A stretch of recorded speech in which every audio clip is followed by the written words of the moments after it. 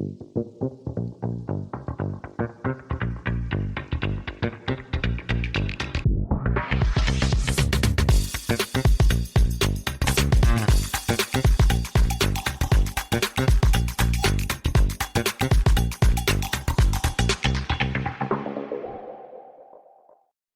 right, well, let's flip over to the defensive side of the ball then.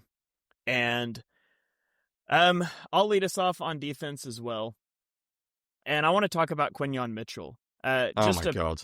Peek behind the curtain. When I tweet my clips, I'm just tweeting things that look interesting to me as I watch the game. And I think the first 4 clips that I tweeted from the defense were all Quinyon Mitchell. And I didn't come into the film review thinking, oh, Quinyon Mitchell had the best game I've ever seen. Like, yeah, I mean, I thought it was a good game. I didn't see him getting, I saw him with some pass breakups and things, but I watched the film. And it might be the best cornerback game I've ever watched. Quinyon Mitchell was unbelievable in this game. And so he did a lot of shadowing Emeka Egbuka, which I think is the real thing to talk about defensively, is how Vic Fangio's traveling Quinyon Mitchell a lot. He is running more cover 1 blitzes every single week, which maybe is about not trusting edge rushers. Maybe it's trusting his corners on a line, in man coverage without a lot of help. I don't know what it is, but the cover 1 man rate or cover 1 blitz rate is creeping up. The Eagles have been very effective running it. But Quinyon Mitchell is just unbelievable. So here he is at the top of the screen. He's going to be defending a curl in man coverage, and just look at this. Like, you don't get better coverage than that. He's practically running the route for him. And I think Emeka Egbuka is special. Like, I think he is a special wide receiver. And Quinyon Mitchell just shuts him out. Here we go, top of the screen. It's going to be an end breaker this time. And just watch the way that Quinyon handles this. Like so often, when you get this guy releasing inside and he's leaning out like that, like you think he's going to end up breaking this out to the outside. And he snaps it off inside, and Quinyon's just there for the pass breakup. And now you get what's probably one of the toughest routes to defend in man coverage. It's the zig route at the bottom of the screen because it looks like a slant, and then it breaks back outside. And watch Quinyon Mitchell handle this zig route by Emeka Egbuka. That's phenomenal. That's unbelievable. And it's not just in the pass game. Now he's going to get involved in run defense, and he's going to fly downhill, and he's going to make a tackle out on the perimeter. So many cornerbacks good in coverage can't tackle. Not Quinyon Mitchell. Shuts that run down out to the edge. And then he gets tested vertically. He's at the top of the screen here. So there's a vertical route in the hip pocket the entire time. That's just phenomenal coverage. Phenomenal. Bottom of the screen, vertical. This one, he actually gets spun around off of the line. Watch him. And he spins and is right back in the hip pocket, and there's nothing there. Like, so good in this game. And then he's going to be up at the top of the screen on another vertical route here. He gets his hands directly between the receiver's hands and punches that ball out. Quinyon Mitchell was unbelievable in this game. He was targeted 9 times. 8 of those 9 passes were into tight windows, which means a receiver had less than a yard of separation. He allowed 2 catches for 6 yards. He had 5 tackles, no missed tackles, 2 defensive stops, and he got his hands on 5 passes. Unbelievable game by Quinyon Mitchell. A++. Yeah, I'm with you. I think one of the best I've ever seen. And the first couple of weeks, I think he struggled a little bit with being asked to travel. I think playing both sides of the field. Yep. This was like elite. I tweeted that the Eagles could have like 4 All-Pros on defense, and someone replied, it could be 5, it could be Campbell. And I'm like, let's see a bit more from Campbell yet. But Quinyon, Cooper, Bourne, and obviously Carter's not even played that well this year yet, is exceptional. Seeing as you did Quinyon Mitchell, and he deserved every shout out, I'm just going to go for the other guy. Like, Cooper DeJean this year has been unbelievable, Shane. Like, for a second-year player, a second-round pick, I think when we drafted him, everyone knew he was like this great athlete, almost like this football player, stick him anywhere. His instincts are absolutely off the charts. There are so many so many good plays on film this week. If we start with play 2, you don't even need to like pause this play, just run it through. He's just casually like sprinting down the field with Tez Johnson. Tez Johnson's used in motion to run a wheel, which is really hard to cover, and it's just easy. Like, he has to pick up the pace a little bit at the end because he realizes this guy's really quick, but there's no stress in the slightest. Then there's play 4, which is the most ridiculous rep of zone match you will basically see. He carries the vertical route until he gets to the safety, realizes that he no longer has to carry him anymore, turns around, gets busy, bang, jumps in front of it, nearly picks it off. Like, if he picks that off, it's an absurd play. And by the way, look at the juke post-catch as well. By the way, when you're talking about an athlete. Yep. Can we just point out that vertical guy is 100% still his guy? He just knows. Like, he knows there's 2 guys over the top of it. He's like, I can abandon my responsibility because I see this crossing route coming underneath me. Yeah, I saw people debating this, and I'm like, even if, again, without knowing the assignment, it can be quite tough. But whatever happens, I think the way Fangio normally does it is I always think safety first. So he probably carries him very far anyway. And he just decides to come off it. But, like, it's so good. There are so many clips this week, Shane, that we could have showed. Coverage. I could have tweeted one. He had a rep where we played base and he was outside cornerback covering Egbuka. And he just killed him on a curl route. Like, he just covered it with ease. And I'm like, oh my God, he can play outside cornerback. He can play nickel cornerback. I'm sure he'd be an elite safety. The leap he has made already, like, he was good as a rookie. He is already, I don't watch enough NFL other teams to know if he's the best, but I'd struggle to imagine there's a better nickel cornerback right now, because I think he is unbelievably good. And the fact they've got him and Quinyon last year, round 1 and round 2, it's going to change Eagles secondary for a long, long time. Yeah, shout out to the rest of the NFL for being stupid enough to let that happen. Yeah, mad. Also, can we just talk about the fact that the NFL flagged Jalix Hunt for an illegal blindside block on this play for this, hitting a receiver that's running directly at him in the shoulder? What are we doing? Yeah. What are we doing? Anyways. Yeah. Maybe don't throw interceptions and then you won't get blindside blocks anyway. Yeah, there wasn't even a blindside block, but yeah. Yep. So, okay. Was that all on Cooper DeJean? Did you have any more clips you wanted to show? I've said enough about him this year. Him and Quinyon combined, the Eagles are so lucky. Yeah. All right. Well, my second point, I'm just doing players this week, is Jihaad Yes, Campbell. I noticed. Yas said here that Campbell hasn't played well against the run yet, but will definitely get better. Coverage has been awesome except that one play. Campbell was good against the run in this game, I thought. So it's something I pointed out about Campbell early on, that he was really tentative in the run game. But I just want you to watch him here. And I just grabbed the one example, but there were more than one. But watch him in the run game. And if you remember the clips I showed from week 1 and 2, how he was tentative, watch him trigger downhill here. He sees the gap. We're there. We're able to get that guy. It's like, I thought on several occasions he looked more decisive coming downhill against the run, and he was more active in the run game, which is really good because that was his weakness, I thought. Okay, I got a second one here. So here he is again, just straight downhill into that gap. And then he ends up making the play when the guy cuts back. And so just running those two, he looks so much more decisive. And it's only 4 games in, and it's something I said that I thought he would get better at. And I think he has gotten better at it already. He's grown up right in front of us, and that's really good to see. But he also has some good plays and coverage this game. And let's talk about the long touchdown. And so I want you to just watch him here at the edge, and he's communicating pre-snap. He knows that this motion has changed things defensively, so that's a good sign. But watch his coverage on the running back.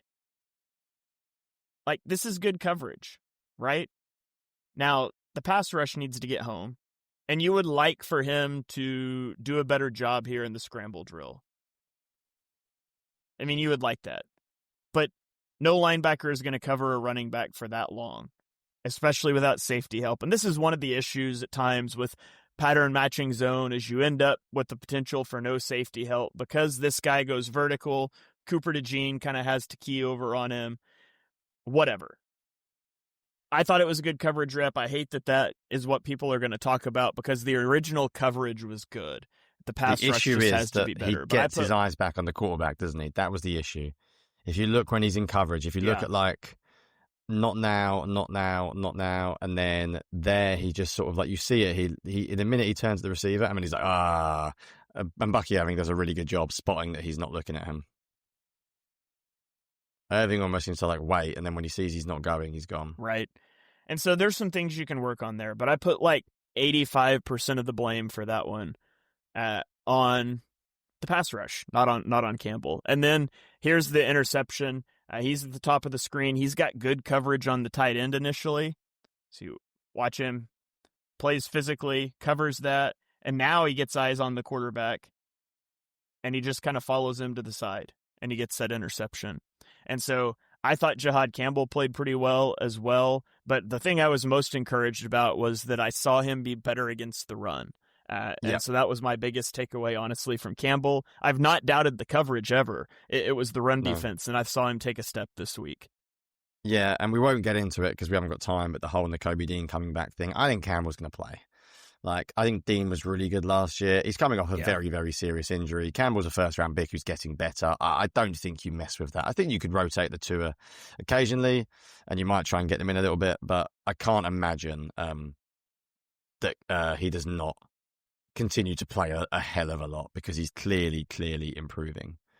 Right, where are we going next? I wanted to talk about... Actually, do you know what? I might combine my two because they're very similar. I want to talk sort of pass rush and also stunts. So I keep seeing metrics about the Eagles pass rush being really good. Like they pressured quarterback X on X amount of time, or the Baker Mayfield was under pressure this amount of time. When they played the Cowboys, Dak was under pressure this amount of time. Then I watch the games, and I watch them back, and I see Fangio consistently blitzing 5. And it makes me think, I don't think the pass rush is as good as people think. I think Jalix Hunt has proven that maybe that playoff run was a little bit of a mirage for his overall performance, which is fine because he was never meant to be an amazing pass rusher his second year in the league, coming as a former safety.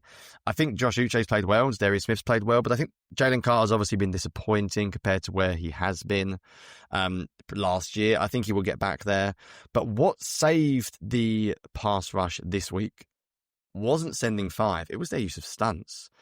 They wrecked the Bucs with stunts, man. By the way, if any of you subscribe to Brandon Fawn, who breaks down every single sack in the league, his top 32, he only has one Eagles defender in the top 32 in terms of high-quality sacks. Do you want to guess who that one is, Shane? And he's 29th in terms of high-quality sacks and pressures. Is it Uche? No. Who is it? Moro Ojomo. So when he's the only one in the top 32 and he's 29th, the pass rush isn't really firing, but the stunts wrecked them in this game. I've got so many clips I could show, Shane. So in fact, you might want to run through them quickly. Play one, some of these you've already seen, is another example.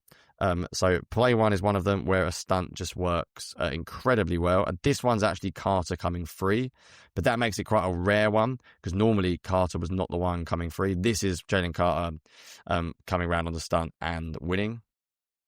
But this was actually not what normally happened. I think I'll give Carter a lot of credit in this game. He was very, very selfless, and there was a lot of snaps where he took attention away from the offensive lineman rather than him actually going after the QB instead. Towards the end of the game, it was so frequent. Like, it happened all the time. If you go to like play, I think it's 14 and 15 towards the end of the game, they both just show the same stunt back to back, and the Bucs just couldn't handle it. Like, it was a really big theme of this game, and I think they obviously teach it really well because stunts aren't as easy as people think. Carter does such a good job here blowing off the ball. Look at where Carter ends up, Shane. He is never going after Baker. Look at where he ends up rushing on this play. He is following a very vertical stem. If anything, he's going laterally to the right. He's pushing that center and that left guard away. And although Carter hasn't been as good so far this year, the offense is still respecting him hugely, and it's really, really allowing them to succeed. And final one is play 15. And then I'm out on my points because I wanted to combine pass rush and stunts. Whether this is sustainable, whether they can win this way that often, remains to be seen. But right now, in this game in particular, their use of stunts was extremely, extremely efficient. And it sort of saved the Eagles' pass rush, because I don't think the pass rush was anywhere near as good without their use of stunts. Jonny, are you still there? It's a great question. I believe I am, but maybe I'm not. Okay, I see you. Am I here? You are. You froze. Was I not there for a second? Yeah, you froze for a long time. I did not talk while you were frozen because I found that Riverside continues to record, and so it'll sound fine on the podcast, I think. But man, we got to get you off the McDonald's internet, Jonny. You know they shut down AOL dial-up recently. Listen, we've done this pod for 2 years, right? We've done this pod for 2 years, and I didn't crash once. We turned to Riverside. I crash weekly. The internet's not suddenly got worse. Riverside hates me. I don't know why. Anyway, I think it's we talk about the Eagles. I was going to say, we talk about the Eagles offense only showing up for half of a game. Your internet only shows up for half of a podcast. Shut up. It only ever does it ever on Riverside live shows. Join the Patreon. I can't lag any other stuff. Or on my Discord. Where did I get to? Did I speak about Jalen Carter's field, running path? Did you see that? Did you hear me there? You can say it again. I think it'll be there when I go edit later, but say it again just in case. So let's watch it again. Yeah, leave it. Yeah, you can see it. It's. I've watched this play about 8 times on repeat now. It's just that Jalen Carter, when he was rushing the quarterback on these stunts, wasn't actually actively trying to get after the quarterback. He was doing a fantastic job just taking attention away. And I think he deserves credit for that, because not all superstars do that. All right. I still don't know what you said, but I'll catch it later on the podcast. I think I can guess. So you froze again, but I'm sure it'll be okay when we go edit it. Oh my goodness. Right, I'm not talking anymore. I'm out. I'm not saying these wonderful points. If you guys bring us home, because we're going too long again, Shane. We set a target, lads, for an hour because we do too much elsewhere from this, and we're still running incredibly close, even after saying we weren't going to. So bring us home. Yeah, this is great Patreon advertising. It's like, hey, if you like this live show and you want to know what Jonny was saying there, go over to the Patreon where it will actually be there. So the Patreon will get a better audio video quality of this. It'll also go out on the podcast feed, the audio, but sometimes with the live show with Riverside and Johnny's McWi-Fi over there, we have some problems. But I'll bring us home here. I want to talk about Andrew Makuba. And this was not a good game for Andrew Makuba. He still had some good plays, and he had some bad plays, and so we can talk about him here. But this is Makuba right here on the hash, and this is going to be a fire zone blitz. So that is a rush 5, 3 deep, 3 underneath coverage. And the way fire zone works is, in a lot of ways, it's similar to man coverage. Your outside corners are basically one-on-one with anything vertical from the outside receiver. Your slot guys are basically one-on-one with the number 2s, as long as they don't run a shallow route. If they run a shallow route, they deliver it, and then they fall off and zone something else. And so Andrew Makuba is stepping down here, which means he's responsible for number 3. And so number 3 is right here. He's basically responsible for wherever number 3 goes. And number 3 is going to go to the flat, and Makuba's just lost. He doesn't follow him. Now, Baker doesn't throw it to him, but this is Makuba's guy. Like, you're getting pressure here, and he just seems like he doesn't know what he's supposed to do. And I'm not going to kill the guy for that. I did not mean to show the back view of this. But there's just some instances where he looked lost in this game. This is the touchdown. He's going to have a guy running directly at him here, vertically. Like, this is his guy. And for some reason, he just leaves him. And that's really bad. And then he misses the ball coming back. So that's a rough rep. It wasn't all rough reps. The next one I'll show here, I think he's got really good coverage here. This is Quinyon Mitchell in man coverage on a vertical route at the bottom. And Makuba is going to be the single high safety coming from outside the top hash, and just watch his range to get over here. Like, if that throw is there, he's going to be making a hit at the catch point. And so he's got good range, he's got some good instincts, but he also was just lost at times. This one also, Ringo pushes him here as they set this off, and I think he's just slow to recognize this. because that's not exactly the position that you want to be in as a cornerback right here. And this is a tough route, right? You're coming across the formation. Now the route's breaking back inside, and he gets beat. And okay, he gets beat, but he just kind of jogs afterwards. It's like he doesn't really even try to go catch up to the guy. And so I don't know if he's confused on that one. And then we get down to the final drive, and he's just going to get annihilated. He's got man coverage on the tight end here. And just watch this. Like, he is so beat for a first down. And it's just a bad throw and a drop. And I love that he gives the little signal there. Let him know. You let him know they dropped that one, I guess. Because he gets the little Jalen incomplete. Mills. It reminds me of Jalen Mills a little bit with the finger wag. Yeah, so it was a rough game for Andrew Makuba. It wasn't all bad. And I saw some crazy things about, like, just play Sidney Brown, bring Chauncey Gardner-Johnson back. It's not that bad. He's a rookie in his fourth game. But he did have some pretty noticeable mistakes in this one.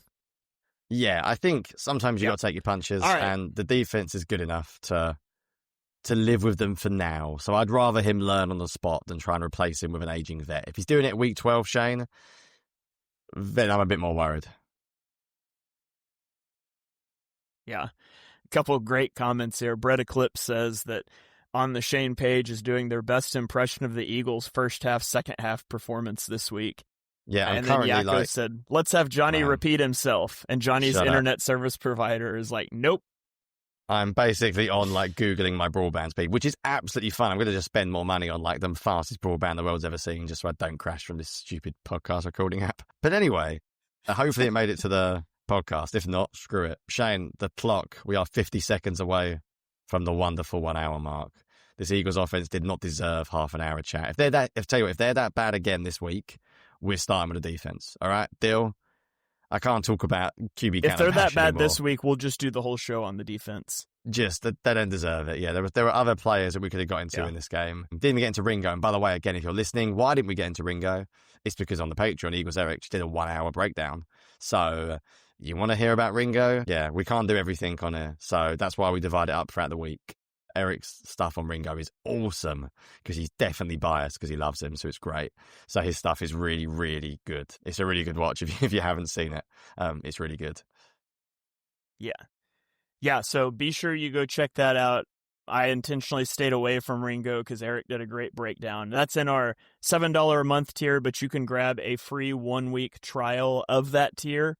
And you can check that and everything else out in our Patreon. You'll get Johnny's preview later this week. My full pass game review is up. Again, this podcast is sort of an abbreviated version of all of that for our public listeners here. But you can check that out at patreon.com/Eagles Film Room. Come hang out with us in Discord. Let us know what other features you want to see because we're constantly working on improving things, including improving Johnny's internet.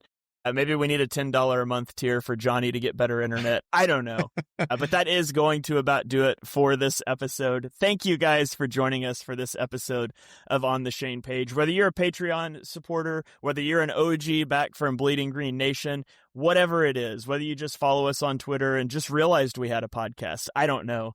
We certainly appreciate your guys' supports. All retweets, likes, 5-star ratings, all of that stuff is greatly appreciated. Please share the show with a friend. It helps us out a lot. We'll catch you guys next week for hopefully an offense and defense breakdown. But like Jonny said, if the offense is as bad against the Broncos, we're doing a full hour on the defense. So we'll see how that plays out. But we will catch you guys next week for another episode of On the Shane Page.